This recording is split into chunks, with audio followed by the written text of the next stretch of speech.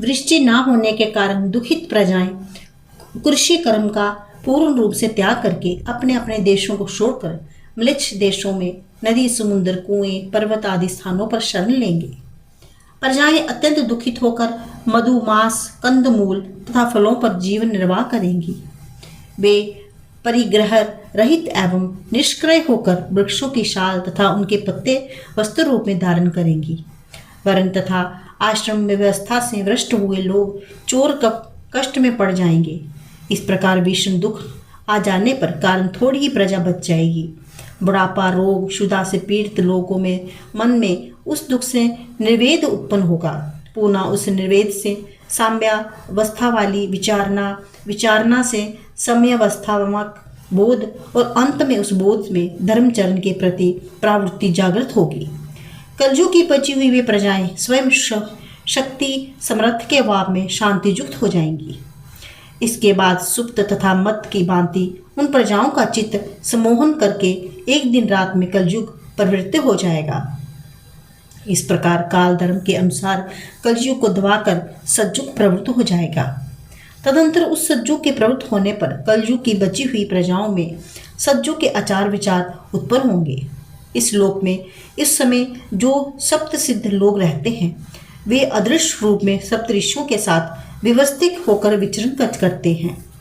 जो ब्राह्मण, क्षत्रिय, वैश्य तथा शूद्र बीज के लिए कहे गए हैं वे सभी कलयुग में उत्पन्न होने वाले के साथ उस समय विशेषता रहित होकर रहते थे।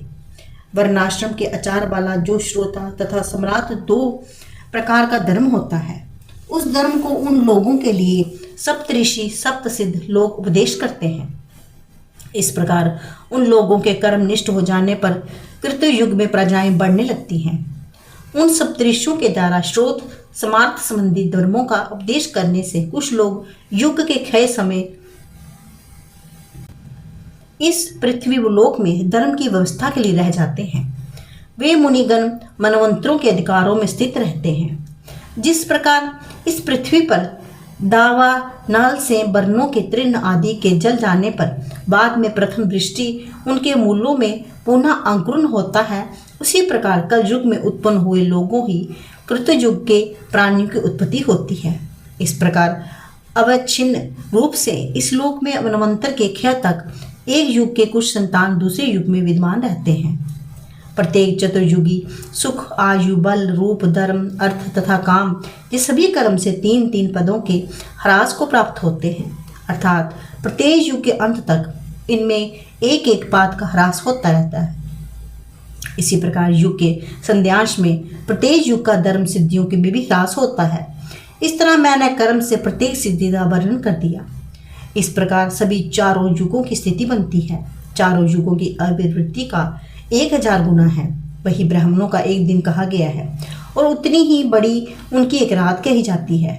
ज्यों ज्यों युग का क्षय होता है प्राणी में जड़ता, भाव तथा स्वभाव की सरलता का अभाव बढ़ता जाता है। यही सभी युगों का लक्षण कहा गया है। कर्म से चतुर्युग का 71 बार अवतरण एवं मनवंतर कहा जाता है। जो व्यवहार इस चतुर्युग में घटित होता है वही कर्मशः दूसरे चतुर्युगों में भी होता है। प्रत्येक सर्ग में 25 प्रकार के वेदों तथा जो तत्व होते हैं वे ही जैसा सदा उत्पन्न होते हैं और इससे कम या अधिक नहीं। उसी प्रकार युगों के साथ साथ लक्षणों सहित कल्प भी होते हैं। सभी मनवंतरों का यही लक्षण है कि युगों के स्वभाव के अनुसार जिस प्रकार चिरकाल से प्रवृत्त होने वाले युगों में परिवर्तित होता है उसी प्रकार युगों के अनुरूप क्षय तथा उदय से ये जीवलोक भी संस्थित हो रहता है और इसमें भी युगों के अनुरूप परिवर्तन होता रहता है।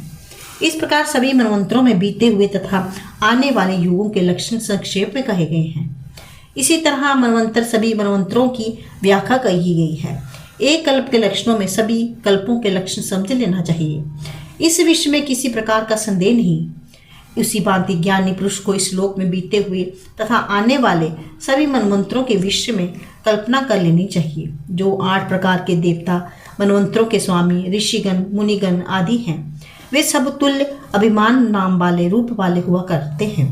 साथ ही उन सभी का समान प्रकार का प्रयोजन भी होता है। इस प्रकार मैंने युग, उनके धर्म, वर्णाश्रमों की विभाग, युगों की सिद्धियां, युगों के परिमाण तथा जिन्हें युग युग में परमात्मा धारण करते हैं, इन सब के विषय में आपसे प्रसंग के अनुसार कह दिया। अब मैं आपसे पद्म जोनि ब्रह्मा जी के देवी के पुत्र रूप में उत्पन्न होने के विषय में संक्षेप में कह रहा हूँ। इस प्रकार श्री लिंग महापुराण के अंतर्गत पूर्व भाग में चतुर्युग परिमाण नामक 40वां अध्याय पूर्ण हुआ।